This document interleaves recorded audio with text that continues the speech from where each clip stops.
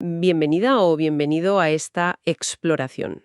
Hoy nos vamos a meter de lleno en un momento, bueno, absolutamente fascinante y, según la documentación que tenemos, fundacional. El nacimiento de eso que llamamos la cristiandad medieval. El punto de partida es un análisis histórico, pero también teológico, de un evento muy concreto, la coronación de Carlomagno, en Roma, el día de Navidad del año 800, por el Papa León III. Y nuestra idea hoy es ir un poco más allá del hecho político en sí. Queremos entender, con este documento delante, cómo surgió pues, una nueva forma de ver el mundo, una civilización que buscaba tener una base espiritual, un sitio donde poder, cultura y fe pues, se mezclaron de una forma que la fuente llama inédita, ¿no? Con un objetivo, bueno, muy ambicioso: construir un orden social distinto, inspirado en el Evangelio. Vamos a intentar, pues eso, desgranar las ideas, las figuras detrás de este momento tan importante para la identidad europea. De acuerdo, pues vamos allá. Para empezar, el documento insiste muchísimo en el cambio simbólico, lo que significó esa coronación en San Pedro, que no fue solo, vamos, ponerle una corona. No, no, para nada. La fuente lo presenta como una transformación, pero de raíz. A ver, imagina, Roma, siglo siendo el símbolo del poder militar, de la conquista, y de repente, renace, como dice el texto, bajo el signo de la cruz. Es un giro, vamos, copernicano en la idea de qué legitima el poder. Sí, de hecho hay una frase que me ha llamado mucho la atención. La citan del Liber Pontificalis, que, si no recuerdo mal, era como la crónica oficial de los papas, ¿no? Exacto, las biografías papales, una fuente clave de la época. Pues dice algo como: el cetro de hierro fue sustituido por el cayado del pastor. Es que la imagen es potentísima. Lo es, lo es. Sugiere que el poder ya no viene de someter, sino de servir. Y la autoridad, pues no de la fuerza bruta, sino de la virtud. Así lo ve el texto. Precisamente, desde la perspectiva teológica que adopta el documento, esto se interpreta como una acción de la providencia, como si la historia misma estuviera siendo, digamos, orientada, para pasar de esa Roma pagana, centrada en sí misma, a una Roma cristiana, con una mirada trascendente. León III, según esta visión, claro, vio en la alianza con los francos, que eran la potencia del momento, pues vio la oportunidad histórica, para que la Iglesia no solo heredase el prestigio de Roma, sino que lo redimiera. Redimirlo. ¿En qué sentido? Pues en el sentido de transformarlo desde dentro. No se trataba de copiar el viejo imperio, sino de convertir un imperio basado en la fuerza, en la ley del más fuerte, en una comunidad de pueblos unidos por la fe. Se plantea ese paso de la ley del poder a la ley del amor. Son palabras fuertes que usa el texto. Y aquí es donde llegamos a ese concepto central, el que vertebra todo. La cristianidad. La Christianitas, en latín. El documento insiste en que esto no era un mapa político nuevo y ya está, o una alianza estratégica sin más. Efectivamente, va mucho más allá. Lo describe como un orden de valores común, una especie de conciencia compartida europea que estaban haciendo ahí. Bajo el impulso del Papa y del nuevo emperador, Europa empieza a verse a sí misma, quizá por primera vez, como una unidad, pero una unidad fundamentalmente espiritual. La idea era que la fe cristiana no fuese solo algo privado, ¿sabes? Sino que tenía que informar, que dar forma a la cultura, a las leyes, a la educación, incluso a la idea de justicia. El documento, de hecho, es bastante claro y señala como tres pilares de esa Christianitas. Primero, la unidad de la fe, o sea, un credo, un bautismo, una iglesia visible como referente para todos. Claro, es la base espiritual. Sin eso, Segundo, una cooperación, casi una simbiosis, dice, entre el poder temporal y el espiritual. El emperador como protector del bien común, de la iglesia misma, y el papa como guía de la verdad, ¿no? El que orienta moralmente. una dualidad de poderes, sí, pero coordinados, hacia un fin que se consideraba superior. Y tercero, la promoción activa del bien común. La autoridad vista como servicio, o sea, no como privilegio, orientada a la caridad, a la justicia y al fomento de la cultura. Y fíjate curioso que el texto lo recalca, cómo León III parece que se inspiraba en la primera comunidad cristiana, la de Jerusalén. Cita Hechos de los Apóstoles, ese pasaje de tenían un solo corazón y una sola alma. Ojo que no buscaba una uniformidad a la fuerza, eso es importante, sino una comunión, una diversidad de pueblos, sí, pero reconciliada en Cristo. Hay una frase que le atribuyen que lo resume bien. Un solo cuerpo y un solo espíritu. Un solo Señor sobre todos los pueblos. Quería una unidad orgánica, no mecánica. Es interesante porque aunque Carlomagno se lleva casi toda la fama, ¿no?, por crear el imperio, este documento pinta a León III casi como el arquitecto invisible, el cerebro espiritual de esta nueva Europa. Así lo plantea así, argumenta que la visión de León iba más allá de la política del momento, de las alianzas. Él entendió, según esta lectura, que para que la fe cristiana de verdad diera forma a la sociedad, pues no bastaban las buenas intenciones, tenía que encarnarse en instituciones concretas, tenía que verse en las leyes, en las escuelas, en las costumbres. Y de ahí viene su apoyo tan claro a la Renovatio Carolingia, ¿verdad? Ese renacimiento cultural. Exactamente. No fue casual. León III impulsó y apoyó ese esfuerzo enorme por revitalizar la cultura, la educación. Figuras como Alcuino de York, que era un sabio anglosajón que llamaron a la corte, fueron clave. Se crearon escuelas, se copió una cantidad ingente de manuscritos clásicos y cristianos, salvando un legado cultural que, bueno, podría haberse perdido fácilmente. Se trabajó en unificar la liturgia, para reforzar esa unidad religiosa. Y muy importante, se empezó a desarrollar un derecho, unas leyes, que intentaban basarse en principios cristianos de justicia, de equidad. Entonces el texto insiste mucho, no era nostalgia del Imperio Romano. Nada de eso. Lo presenta como una nueva creación.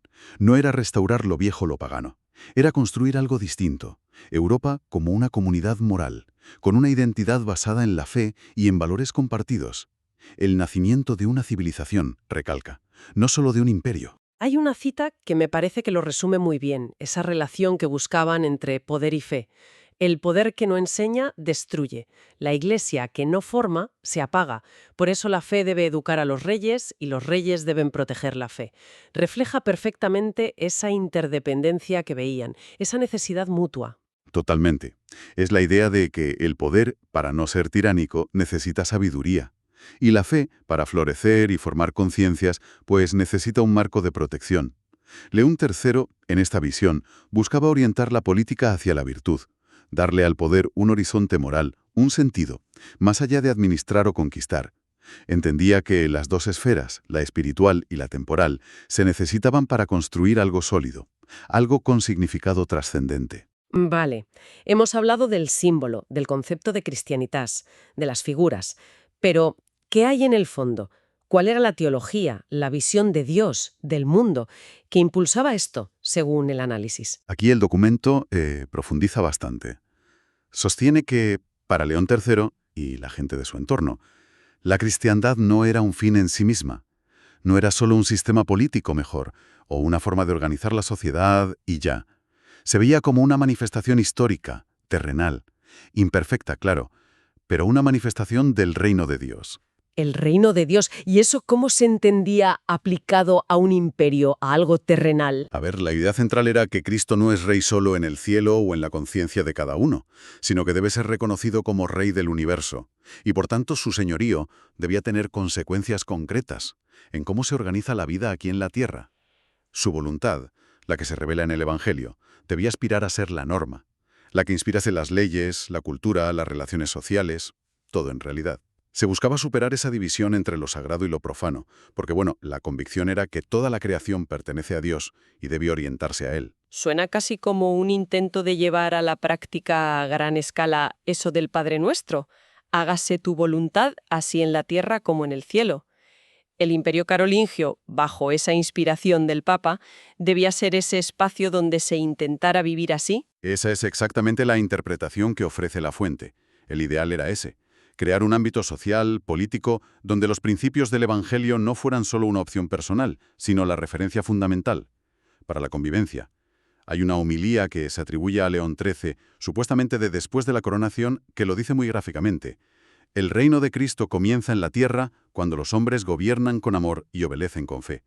Resume esa ambición, ¿no?, de transformar las estructuras temporales desde una inspiración espiritual. Y esto conecta directamente con lo que decías antes de la cultura, la evangelización. Si querían que ese reino se manifestara, no bastaba con leyes o política. Había que llegar a las mentes, a la forma de pensar, de sentir. Precisamente. León III entendió, según este análisis, que la fe, para ser sólida, necesita dialogar con la inteligencia, necesita empapar la cultura. Por eso apoyó tan fuerte la labor de Alcuino y toda esa red de escuelas monásticas, catedralicias que Carlomagno impulsó. Cada monasterio era mucho más que un sitio de rezar y trabajar. Eran focos de cultura, centros de estudio, bibliotecas, talleres donde se copiaban manuscritos. Imagina lo que era eso antes de la imprenta. Allí se enseñaba a leer, a escribir, algo nada común entonces. Se estudiaba la Biblia, a los padres de la Iglesia, pero también las artes liberales clásicas. Se formaban monjes, clérigos, sí, pero también futuros administradores, consejeros, líderes civiles. El texto usa una expresión muy bonita, una evangelización de la cultura. No era solo predicar la fe, sino mostrar cómo esa fe podía iluminar, dar sentido a todo lo humano, el arte, la ciencia, la literatura. Devolverlas, digamos, a su fuente última, que consideraban Dios. Sí, para León III, según esta visión, la educación, la cultura, eran una extensión natural del mandato de Cristo. Id y enseñado a todas las naciones. Lo singular de este proyecto carolingio, tal como lo describe la fuente, es ese intento de síntesis, de armonía entre fe y razón, entre la oración y el estudio, entre el altar y la cátedra. Esta fusión es lo que, argumenta el texto, daría forma a la identidad profunda de la Europa cristiana. Una civilización que aspiraba a que la verdad, con mayúsculas, fuera luz. Una luz que guiara, que iluminara. No una ideología impuesta a la fuerza. Se buscaba la adhesión del corazón y de la inteligencia. Cambiando un poco de tercio, el documento habla de una perspectiva apologética. ¿Cómo encaja esto? ¿Qué mensaje o defensa ofrecía la cristiandad al mundo de entonces? Es un punto interesante. La fuente lo presenta no tanto como una apología en plan defensa doctrinal pura y dura, sino más bien como una respuesta. Una respuesta existencial, casi profética al caos que vino después de la caída del Imperio Romano de Occidente. Piensa en el vacío de poder, la fragmentación cultural, la inseguridad. Ante ese mundo antiguo que se deshacía, la Iglesia, con figuras como León III y aliada con poderes como el de Carlomagno, propuso un nuevo centro. Un nuevo principio unificador para la civilización. ¿Y cuál era ese nuevo centro? Cristo. Pero no solo como figura religiosa individual, sino entendido como rey de la historia, como logos ordenador del cosmos, capaz de dar cohesión, sentido, esperanza a los distintos pueblos de Europa. La coronación del 800 se interpreta así, como una prueba visible de que el Evangelio no es solo para la vida privada, sino que tiene capacidad real de inspirar un orden social, de fundamentar leyes, de animar el arte, de promover la justicia, de construir, una civilización. Entonces, la alianza León III-Carlomagno funcionaba también como una especie de demostración práctica. Enseñaba que poder político y fe no tenían por qué ser enemigos, como quizás se había visto con Roma y los primeros cristianos. Correcto. Proponía que podían, incluso debían, ser aliados necesarios, siempre que ambos sirvieran al bien común y respetaran la dignidad humana, claro, entendida cristianamente. Es una idea que el texto ve muy relevante hoy, frente a tendencias que buscan separar radicalmente fe y vida pública, relegar la fe a lo privado, a lo íntimo. De hecho, hay una frase en el documento muy directa sobre esto. La fe que no transforma la historia se vuelve idea abstracta, y la política que no se deja iluminar por la fe corre el riesgo de volverse idolatría del poder. Es una advertencia seria, sobre los peligros de esa separación total. Viéndolo así, se podría decir que este proyecto de la cristiandad medieval fue como el primer gran intento en Occidente de integrar de forma coherente lo espiritual y lo temporal, de darle un alma común y un cuerpo visible a esa nueva sociedad europea que nacía de las ruinas del mundo antiguo. Sí, esa es la conclusión principal a la que apunta el análisis. El legado de León III visto así es enorme. Va mucho más allá de la política de su momento. Se trata de haber puesto las bases, al menos como ideal, claro, de una civilización construida sobre 3 pilares: la dignidad de la persona como imagen de Dios, la verdad del Evangelio como guía y la justicia entendida no solo como ley, sino como caridad, como amor en acción social. Y recalca mucho eso, que Europa, en su idea original, nació más como un proyecto espiritual que como algo puramente político o geográfico. Exacto. La unidad que se buscó al principio no se basaba en la raza o la lengua. Europa ya era un mosaico entonces, sino en esa fe compartida, en una visión común del ser humano y su destino. El texto llega a usar una metáfora muy potente. Dice que León III, en esa Navidad del 800, no solo coronó a un emperador, sino que, en cierto modo, bautizó a una civilización. Bautizó a una civilización. Es una imagen que da que pensar, sí. Sugiere que el poder terrenal se vistió de un sentido sagrado, que la política quiso ser liturgia, servicio a Dios y al bien común, y que esa visión religiosa tuvo consecuencias históricas, claro. La Iglesia, en este modelo, no se veía como algo aparte del mundo, sino como, bueno, como una levadura llamada a transformarlo desde dentro. Y la fuente termina evocando casi inevitablemente esa frase famosa, a veces polémica, que sonaría siglos después: ¿Europa será cristiana o no será? El documento sugiere que la primera expresión viva de esa intuición sobre la identidad europea pues se encuentra ahí, en la visión y la acción de León III y Carlomagno, en ese intento audaz de fundar una comunidad de pueblos sobre una base espiritual común. Pues nos deja mucho para reflexionar. Quizás, para quien nos escucha, la pregunta que queda ahí flotando es: ¿hasta qué punto resuenan hoy aquellos ecos de esa unión entre fe, cultura, poder, que se intentó hace más de 12 siglos?